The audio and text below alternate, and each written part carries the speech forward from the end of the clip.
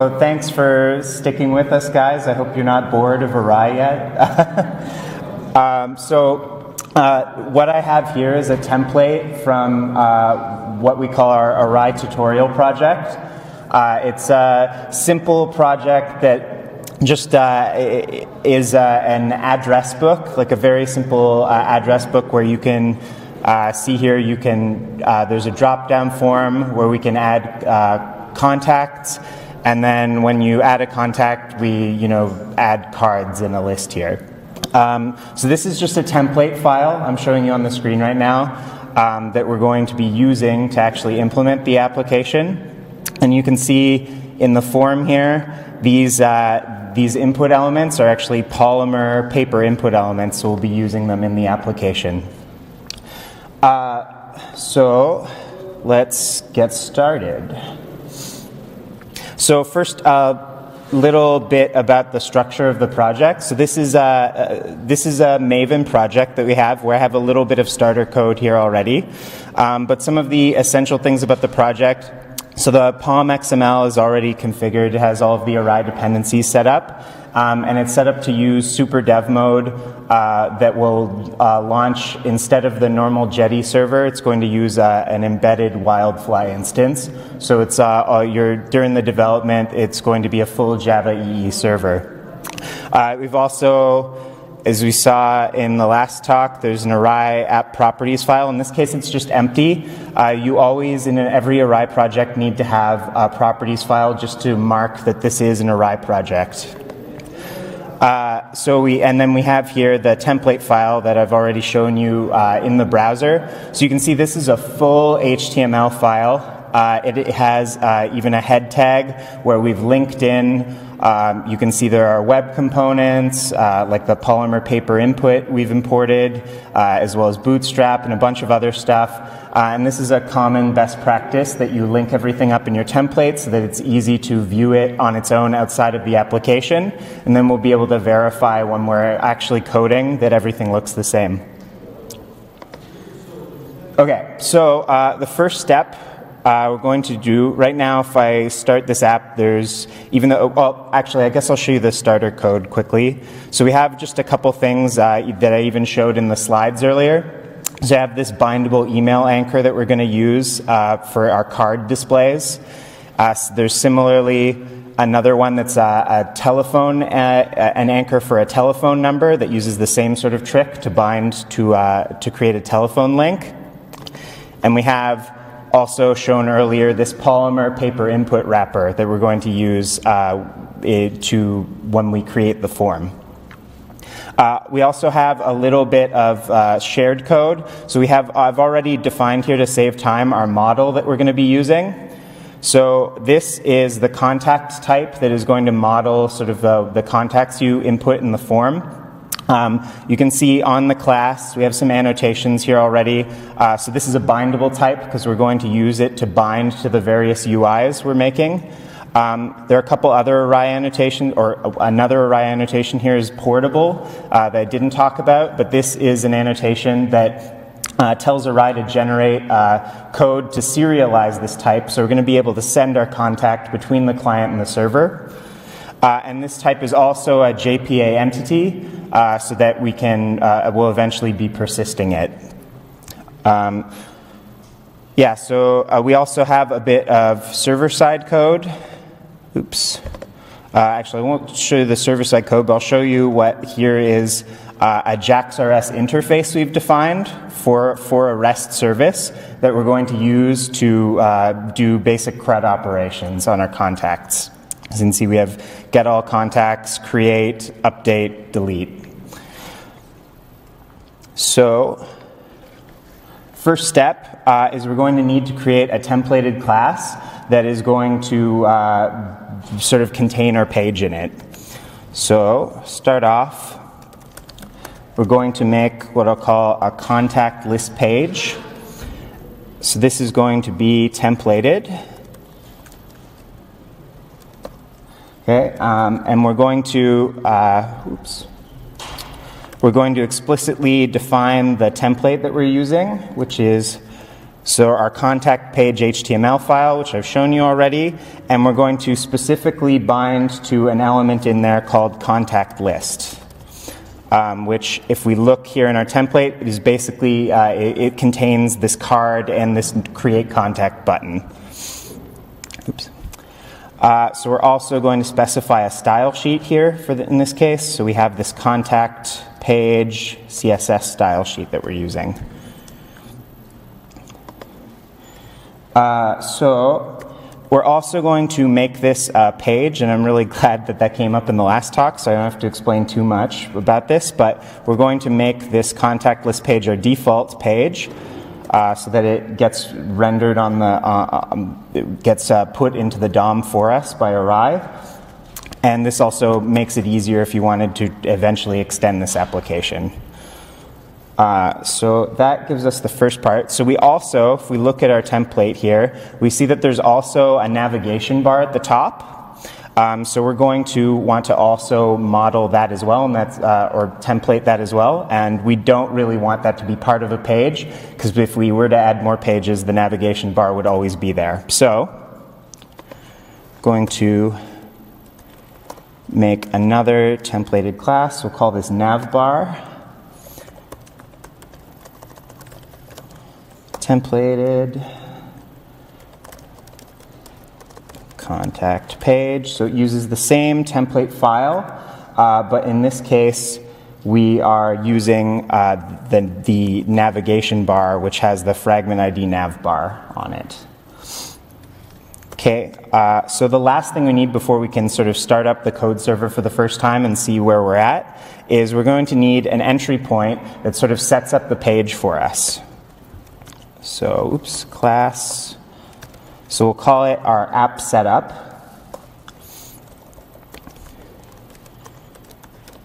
It's going to be entry, oops, that didn't work. Entry point, there we go. And we're going to add a post construct method where we actually do the startup logic and start sort of initialize the components. So init. And we're going to have to inject some things to make this happen. So first, we're going to inject the navbar because we want to be able to put that on the top of the page. Also going to inject something which is called the navigation panel.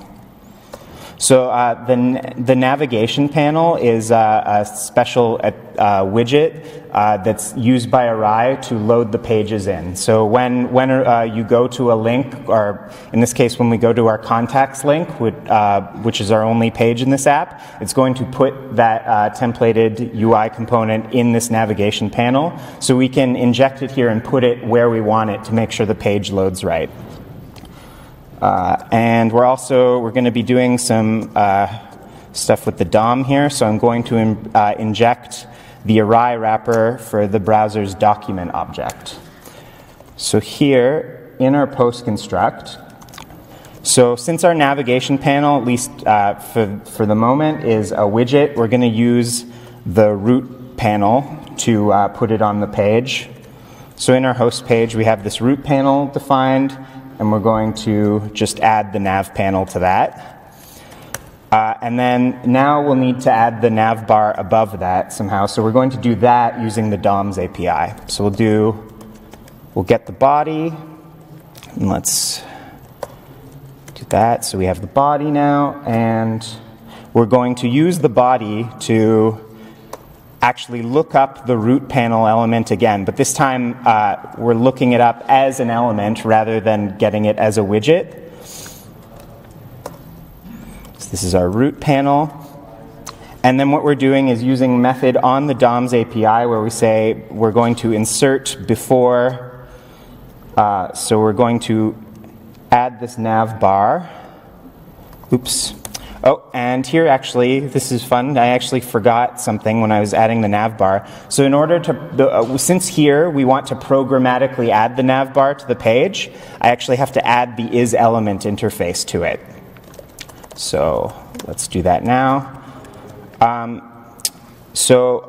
are actually two isElement interfaces. I probably the autocomplete is too small to see, but there's one that's in a package called Errai common, and this is sort of the base is element that doesn't have any implementation. It's meant to be generic, and even non-Errai components could use this.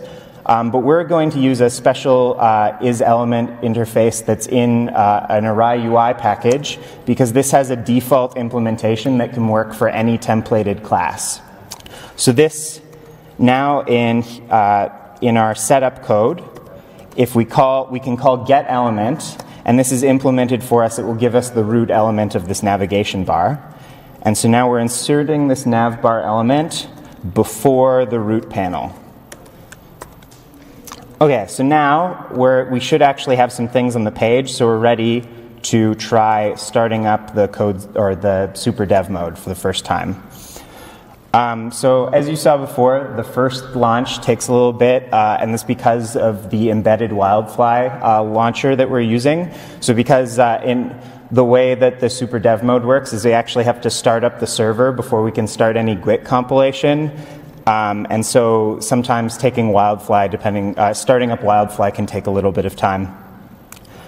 So now here, starting up dev mode, and if the demo gods are with me, we should see something that looks at the moment like the template I showed you before. Okay, so good first step. So this looks like our template, but it still doesn't do anything. So our next step now is we're going to need to, sort of going back to the template for a second. So we're going to have to actually make templated classes for this form and also for the card, so that we can, and we'll use data binding to bind them to contacts. So back to Eclipse. Oops.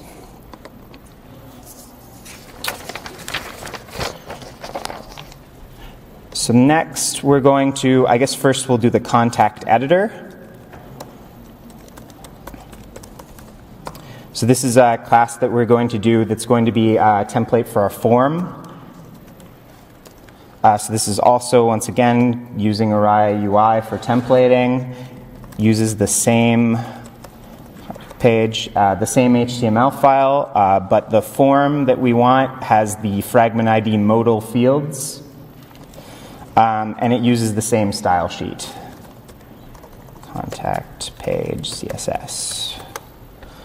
Okay, so we're going to implement some interfaces here, which will become more obvious later why we're doing this. But we want to implement takes value, and the type of value it takes is our contact, our model for our application, because this we want this editor to be. We want to be able to just set a contact and have it display that for us. Okay. So how are we going to implement this set value, get value? So we're going to use Errai data binding to handle our model. So in the talk I did earlier, I showed you one way of injecting a data binding model. I'm going to show you a different way this time, which has some other advantages that we'll get to see. So instead of just injecting the contact directly, I'm going to inject something called a data binder for a contact. And this is just an API that we can use, another API we can use that a data binder contains a bindable model, but it also allows us to set that to a different model at any point in time. So in our set value here, we can do binder set model. Oops, there. And here we'll just return binder get model. And at any given point, getting the model is just going to give us the instance of contact that has the values in our model right now that we can manipulate and will trigger updates to the UI. There is one thing missing here, which is sort of like when we injected user in the slides I showed before, how we had a model qualifier. Here we have another annotation called auto bound, which tells Errai that it should be managing this data binder for us and what it binds, what UI components it's bound to. So now we have a binder. We're implementing takes value, so we need some UI components. We're gonna. So if we look at our form in the template, right? You see it has basically all the elements, it has fields for all of the properties of our model. So our contacts have a name, or a nickname, a full name, a telephone, and an email address. So going back to Eclipse, we're going to add fields for all of those. So we're going to, do it here. They're bound, and they're data fields. And they're all, for our form, we'll be using paper inputs for all of these. So we'll have nickname, and I'll just do some copy pasting to make this a little faster. So nickname, full name,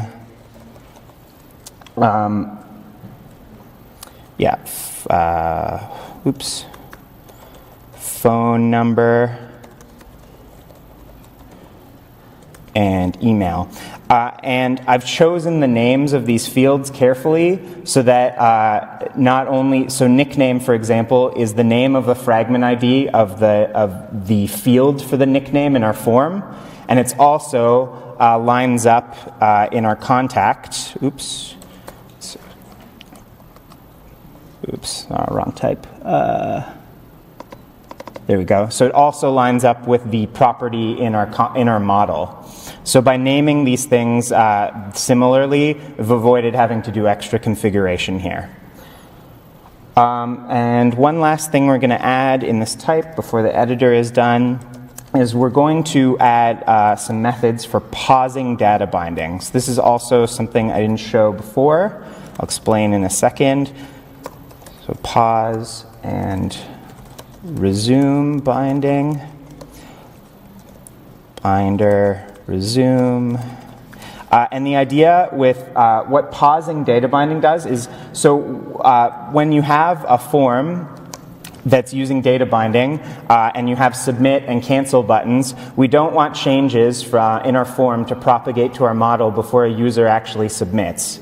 So by using this binding pause feature, we can actually, when we first load up a form, we'll pause binding, and then at a later point we can resume once the user has actually confirmed the changes. So that finishes our form. We just have, so we'll do the card next, and then we'll be almost ready to reload the page again. So we're going to do a contact display for the card. It's going to look very similar. That templated. So it's going to use, contact page, HTML. And this time it uses the card has the fragment ID contact.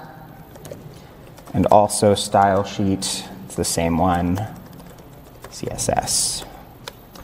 Right, so this we're also going to implement here takes value for a contact, because similarly we want to be able to just set a contact for a display card. And we are going to implement isElement because we're going to have a dynamic number of displays, so we'll need to be able to update that. We'll need to be able to programmatically or dynamically rather add these to a page. So, no, I don't know what that's complaining about. There we go. So once again, we're going to inject an auto-bound data binder, contact, binder, and in fact, let's just copy some of this. So this implementation here is the same. You can see we're just going to defer to the binder for getting and setting the value. And actually, I'll copy these fields. We won't be using paper inputs, though, for the card display, since it's not, it's read-only. Bound and data field. So instead, we'll be using, for the nickname, that's going to be our heading. And because we're using a heading element here, we're going to have to specify which heading we want.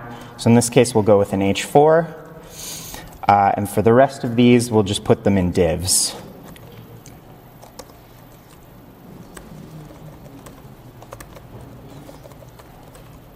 Actually, I lied. Well, we'll put the name in the div, but we want to use our special email and telephone anchors here. So in order to get the binding to work, to make a clickable link for our phone number, we're going to use the bindable telephone anchor. And then for our email, we'll use the bindable email anchor. All right, so now we have our form and we have our card display. So the last thing we need to do, if I refresh now, we still wouldn't see anything different because we haven't actually started using these types or added any sort of programmatic behavior. So we're going to go back to our contact list page. There we go. And let's start adding these things in here. So first we'll inject a contact editor.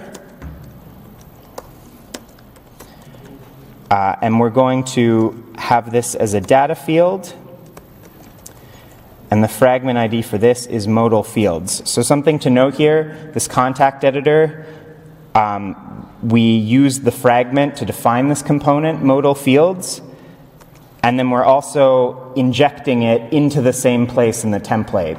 So this is a way you can, even though we're using one template and it's really all sort of one component, we're breaking it up into different classes to sort of make it more maintainable. So we're going to, I guess the first thing we'll try is we want to we'll just sort of emulate the behavior in that we have in the actual template file, where when we click the buttons, the form drops down. That'll be our first step. So we have our editor here. We're going to need to make an event handler on our new contact button. So we'll do a handler, new contact. Okay, so this is going to be a click for a click event when the user clicks the button, and we'll use the native event for this. So mouse event. What we'll do here is when a user clicks new contact, the first thing we're going to do is we're going to set the value in our editor to just some new instance of a contact. Now we need to actually make the form drop down somehow. So in order to do that, we'll have to inject the form data field so that we can just tell it to display. So data field, private form,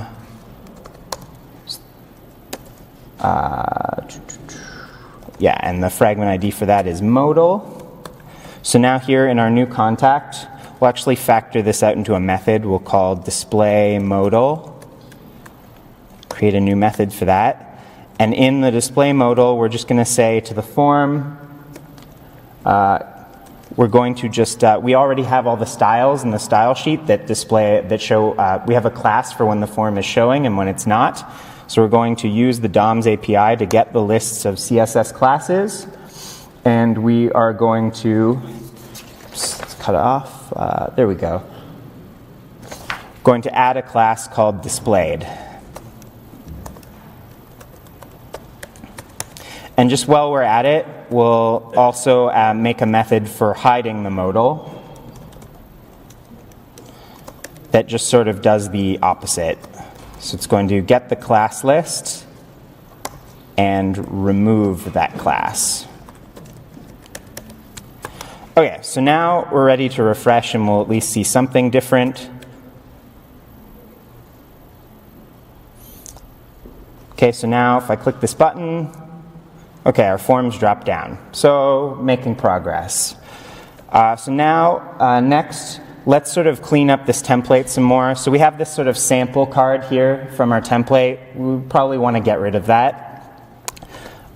So in order to do that, we're going to need some sort of data field for the list of cards. So let's work on that. So we have something in Errai that we call a list component. It is a special component that is a very thin wrapper around some DOM elements that's meant to just have one DOM element that displays a list of some other kind of DOM element. So in this case, and it's meant to be used with data binding. So this first parameter here is going to be the type of model that we're binding against. So we're going to bind here a list of contacts to a list of contact displays. Okay, and this is, once again, going to be bound and a data field. All right, so now that we have a data field for that list of cards, we can write some code that gets rid of that sample card from the template. So we're going to add a post construct. So recall the post construct is an annotation that's a lifecycle method.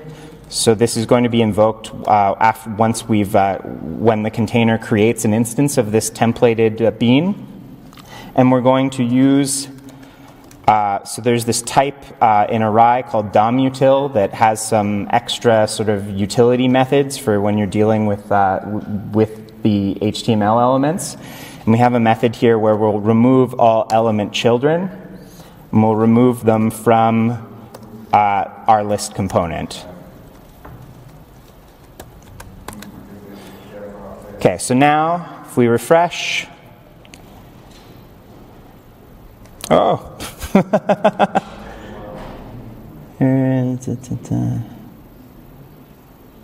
So 1 second.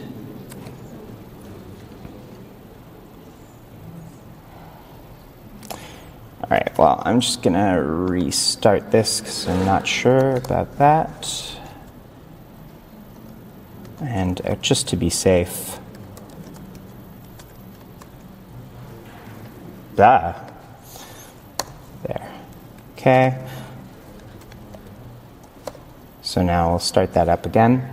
But anyway, once this starts up again, so we should see what we saw before, but now the placeholder contact card should be gone since we've removed that. Launch that again. Oops.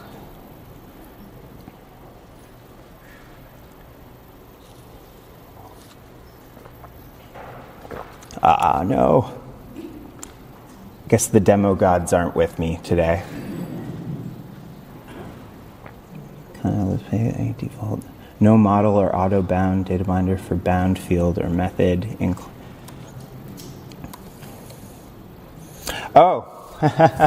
So yeah, so in this case, Errai is right and I am wrong. Because so what I've done here is you see I have a list component that's bound, but I haven't added anything to bind it to. So I forgot to add a model. So I'm going to need to inject here, once again, a data binder. So in this case, the list component is meant to be bound to a list of contacts. So I need here to, the model type is going to be a list of contacts. And this is once again auto-bound.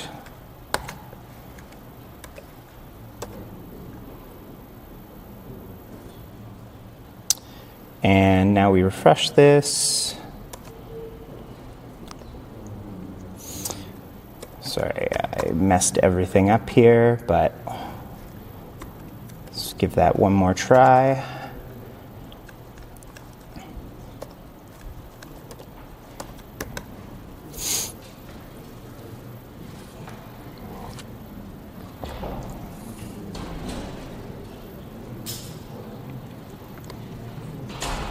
Oh, by address already in use. So I guess the old code server hadn't shut down yet. Should run this time though.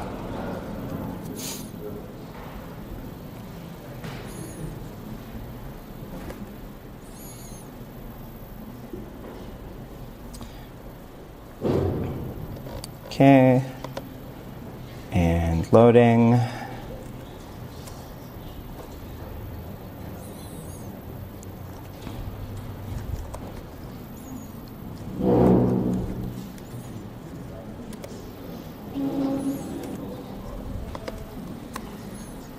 There we go. That was weird. So we're compiling, and sorry about that delay, but so what we should see now is Now it should load up, and it should look like our template still, but yes, with the placeholder card gone. Okay, so back on track now. So the next step, so if we click New Contact, the form drops down, form still doesn't do anything. So let's start implementing these buttons here. Oops. Okay, so we're going to add some more event handlers to our contact list page. So the next event handler we'll add is for the submit button. So this has the ID modal submit, submit. And we'll do submit, and actually I will copy this argument because it's also going to be a click event.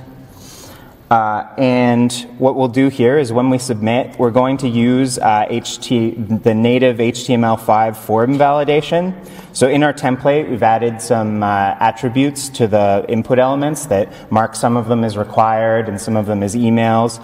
And we can use this check validity method to run that validation.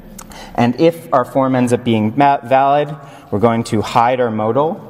And we're going to need to somehow create a new contact from the editor to display in a card. So what are we actually going to do there? Well, since we're using data binding with this list component, we can work directly with our list of contacts as a model. So what we're going to do is first get from our editor, we're going to get the new contact that we need to add. Contact.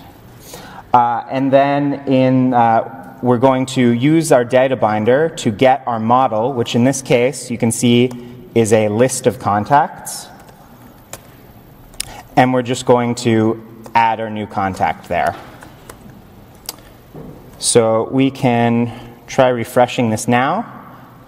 And we should be able to actually fill in the form, try using it, and see a contact added. So before I actually try filling in the form, you'll see if I click submit here with nothing filled in, the form validation is kicked in because nickname is a required field. So I'm going to add something there. I'll just put me. And similarly, if I add like A as an email address, since the HTML validates that this is not a proper email, so we'll add something like that just to make it look good. And just fill all of them in just this one time to show what it looks like. And you can see using data binding, when we added a contact to that list, it updated our list component for us and added this card to the DOM.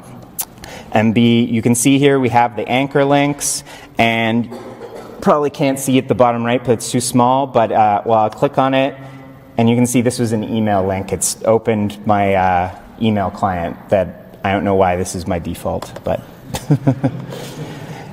anyway, so it works. Okay, so and the last step here for now is, well, let's just implement the cancel so that the form goes away so we can cancel making a new user. So I will copy this. This is called modal cancel. Cancel. And in this case, all we want to do, if we've canceled, is just hide the modal. We don't really care about doing anything else. Yes. I won't bother refreshing for that. We'll see that later. Okay, so now we have the ability to submit and to cancel. So now let's work on editing. Okay, so we want to what we want to be able to do is to double-click on this card and have that drop down the form with the editor already populated with the this contact. So the first thing we'll need to do is revisit our contact display. Okay, and we'll need to add an event handler here for a double-click event. So, the element is the contact. So we're adding this. This is an event handler for the entire card, if it's clicked anywhere. do public void, so on double click. And let's see, can I copy one of these? No, whatever, I'll just type it. For event, so this is for a double click. Also a mouse event.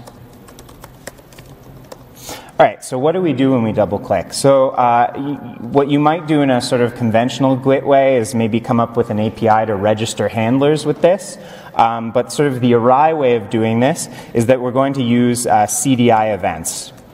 So Cdi Events, for people who aren't Java EE users, are basically a decoupled way of defining events and observers. So in this class, we'll inject an event of type contact display, and we'll just call that double click. And what we can do is just in our handler simply fire this event. So double click fire, and the object we're going to pass to this fire method is this particular display. And in other places, we'll be able to add observer methods that the framework will call automatically. So this gives us a very decoupled way of handling events like this. So now that we're firing this event in our contact list page, we can write an observer for that. So I'll add it here. I'm going to private void. On edit. So to observe a fired CDI event, you write a method with this observes annotation on the parameter. So the parameter is also a contact display because the types need to match, similarly to the dependency injection. And one second. There we go. Okay, so when we observe this event, we want to get the contact from this display. Call that the contact. And we're going to want to set the form to this. So we'll do editor set value to this contact. And then we will display our modal. Right? So like I mentioned earlier, though, if we just use this code, we would have a problem where as soon as a user started typing things into the form, they would start updating the contact, which is not what we want. So after we set this model, we're going to use this pause binding that we implemented earlier. So now we're ready to refresh. Okay, so now we can see if I add a user, just call them A, or a contact, I can now double click on that, and the form drops down, and you can see it's already populated with this information. So if I edit this, and I click cancel, nothing happens because the binding was paused. And I just realized that I have not actually resumed the binding anywhere. So in order to make that work properly, we're going to have to enhance our submit button. So what we need to do here is we need to have two cases now, if it's a new model or not.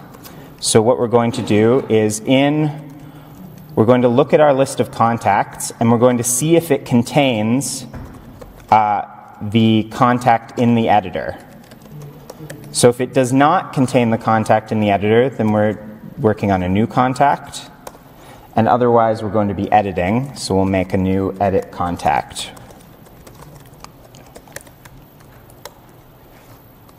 Create the method for that. And so for editing a contact, since we've already added that contact to our list of cards, all we need to do here is just resume the binding. Sorry, so let's try that again. So refresh. So now I can make a contact, and if double click, and now if I edit this and I hit submit, you can see that we resumed the binding, and so the changes were now propagated to this other UI component. There's one last sort of local thing we need to do, which is we have this delete button right now that doesn't do anything. We want to implement that, and we also want to make sure that the delete button isn't displayed for when we're making a new user or a new contact, since that doesn't really make sense. And then we'll be ready to start integrating with the REST service. So, going to add another event handler here. I'll just copy this header. Modal delete. Also for a click. Okay, and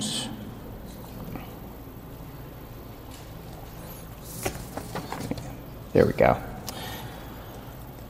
So, to delete a model, or a contact rather, we're going to just take our list of contacts, and all we have to do is just call remove using the contact that's in the editor. And then, of course, we have to hide the modal after. So that's the implementation for delete. We also need to hide it. So in order to hide the button, we'll need to inject it as a data field.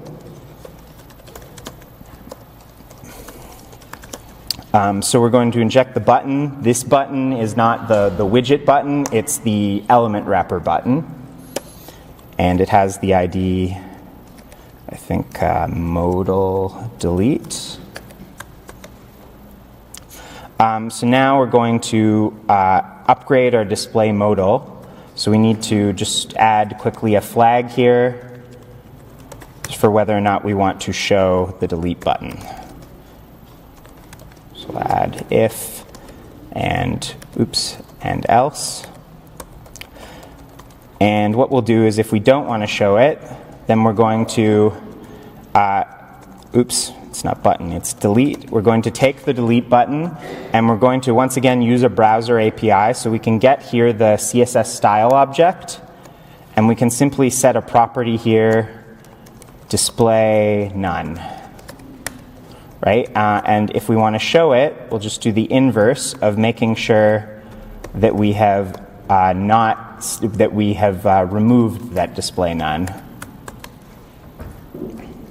And we have some compile errors because we have some usage we have to change here. So when we're editing, we do want to display that button. Oops. There we go. And otherwise, we do not. So let's just refresh one more time to make sure everything's working. So now we should be able to create, edit, and delete contacts, but only locally. So we'll try that. Okay, can double click. And we've already seen editing, so let's just delete. Okay, and we're good. So that covers sort of all of the local features of this app. So the next thing we're going to do is integrate it with the REST service using Errai's Jax-Rs support. And then if we have time, which looking like potentially not, I'll try and add a feature that live updates all the other connected clients. But we'll see if we can get there. So the next feature. So recall, I showed you very briefly that we have this Jax-Rs Interface contact storage service. So we're going to inject a type here that's called from Errai that's called a caller. Contact storage service.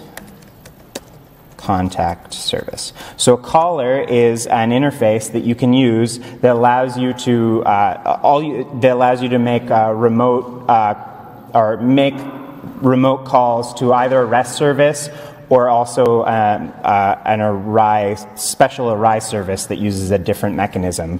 But either way, it's the same API. You inject this caller. And so now let's just go through implementing all the different parts. So the first thing we need to do is load everything from all the contacts from our service. So we're going to here call our contact service.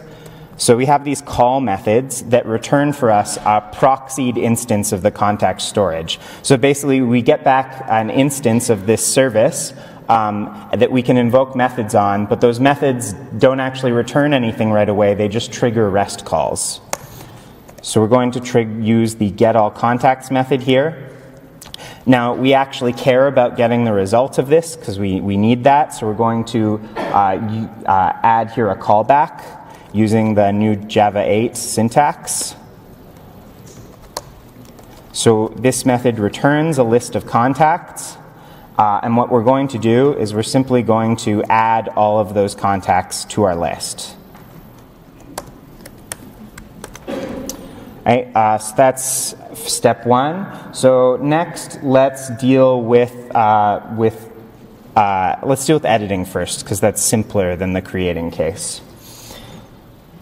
So if we go to, in here we have an edit method that we did earlier. So now, after we resume binding, we're going to need to call our contact service again. And we're going to call this time the update method. So in this service, you can see here that it takes something called a contact operation. So this is just a type that is, it's also portable, so we can also send this over the wire. And it simply wraps a contact with a string that is just a unique ID so that we can tell which client created this contact, which will be useful if we make it to the last part with live updating other contacts. So, going to make a new contact operation. So the contact is just the value from our editor. For the unique ID, we're going to cheat and take an easy way out, and we're going to inject Errai's client message bus, which is used in the framework to implement another mechanism of sending data between the client and the server, but that isn't really important right now. We just want to inject it because every client bus has a unique ID, so we can just take advantage of that and add that ID here in this contact operation. So we're going to do now, and we haven't added a callback here because we don't really care about getting the data back, because when we've edited a type, we don't really need to do anything after we tell the server that we've updated it, or at least not for our cases. So next we'll do the delete. Okay, so similarly here, we're going to need to call the contact service, this time with the delete. So this only takes an ID, so this is an easier one. All we have to do is editor, get value, get ID. And once again, we've already removed this contact from our local list, so we don't really need to care. Well, in this case, we won't care about handling the result. Although you can also obviously use this caller interface. It has a mechanism for having error callbacks in case there was some sort of problem. Okay, and the last one is that we need to update our create so that we update so that we can add new contacts. So once again, we're going to do contact service, call, and create. It's going to be a new contact operation. We already have, so the new contact is what we're passing in, and we're once again going to use this bus session ID as our unique ID that identifies this client. And we do care about the callback here. So if we look at this type, this returns a response object. So what we're going to, so we're going to have to use what Errai has, a type Errai has called a response callback, which is going to give us a response from a GWT user response. So it's not exactly the same return type as our method, which has a Jax-Rs response, but still this is going to allow us to check the status. So we're going to check if this was successful. SC created. There we go.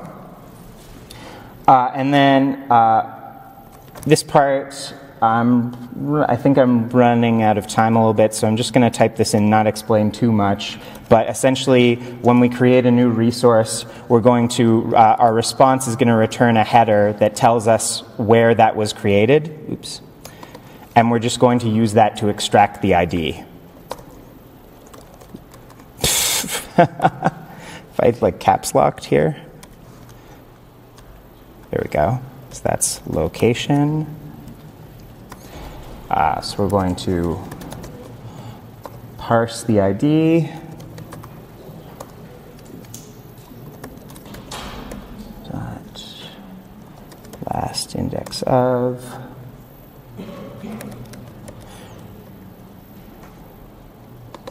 Oops, once.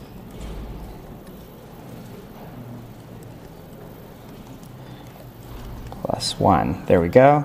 So this is going to, give us our ID, and then we're going to update our contact to set the ID so that now we can, in future edits, we'll be able to edit it now because there will be a proper ID that's been assigned by the server. And we're actually going to move these lines into the callback. So in this case, we don't want to actually add the contact until the server has actually updated it or created it for us. Okay. So we should now be able to refresh. And what we'll be able to see now is I'll be able to make a contact and refresh it and see that it's still there because we will have persisted it. Right, so just add something simple, it doesn't really matter what. And now if I refresh, you can see that it's still there. And similarly, we could try editing. Just try one more thing just to prove that that works. And you can see that the edit has also been persisted. So how am I doing for time now?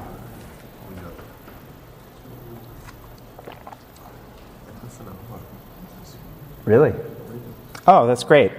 Okay, so I have a lot more time than I thought. So so I am now going to do the last part of this demo, which is if I were to open this app again right now. So the problem I have is if I, in this write editor, create a new contact, the all caps A, it does not immediately update the client on the left. So we're going to use Cdi Events to sort of to publish from the server that a new contact has been updated in a way that's going to update every other client that is open. So I leave those open for now. So we're going to add, so I'll show you, so our implementation for our REST service, you can see here that it injects a bunch of Cdi event types using these various qualifiers. So it has an event for a create operation, update, and delete. So what Errai does for us is that when these events are fired from this REST service, Errai will actually send these over the network to every client that is connected. It will do this if we add observer methods for them, which we will do now. Oops. So in our contact list page again, going to first we'll add a method to observe remote creation. So observes, and we have to use the qualifier here so that we are getting the right one. So this is create,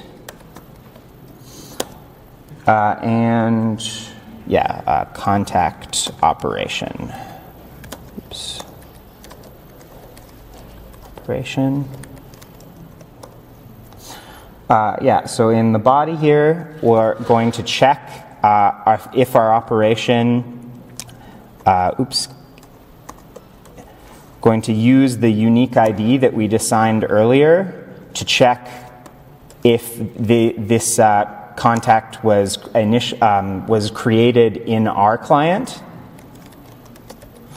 And if it was not created in our client, then we're going to add it. So here we'll just do binder get model, and we add this contact from the operation. So it has, there we go. And actually, let's factor this out to its own method because we're going to use this again. So we'll call this not from this client. All right, so that handles creation. Now let's do observe edits as well. So on, remote update. And this is going to need a different qualifier, but it's the same type. And we're going to use similar code here. So if not from this client, so in this case, what we want to do is we need to find the client that's been updated in our list and change it. So we'll do get. So we'll look at our list of models and we'll try and get the index of our contact.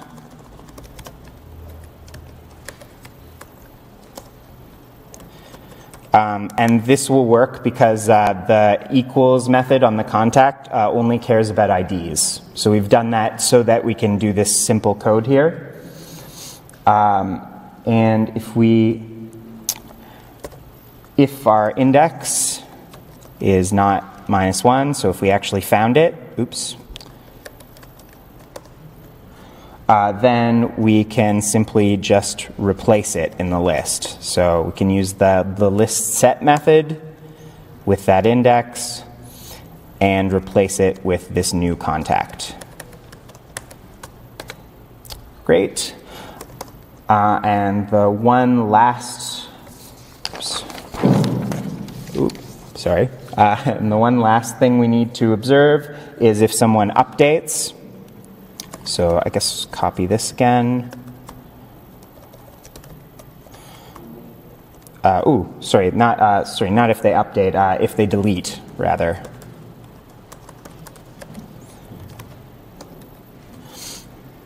No, it was back here. My mistake. Okay. So in this case, so we need a different qualifier again. It's the delete. And in this case, we're only observing the ID. And here we'll use an iterator on the list.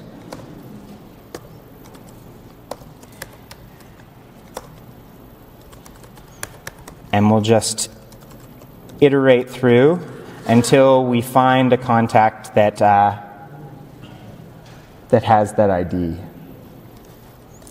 And this is maybe not the best way, but I just wanted to show that the iterator also works with data binding. Iter next, get ID equals ID. And then you can use iter remove. There we go. So now we have implementations for our 3 observer methods. So let's see if that works. Refresh this one first. Okay, just refresh both of them. Okay, so they still have the contacts from before. So let's, in the client on the left, I'll try deleting. And you can see that the REST service, when that contact was deleted, fired a Cdi event that was observed from the client on the right. And just one more example, just to prove that the creating works. Add myself again. You can see that it was created on the left side, and I can also update it. And there you go. And that is my demo.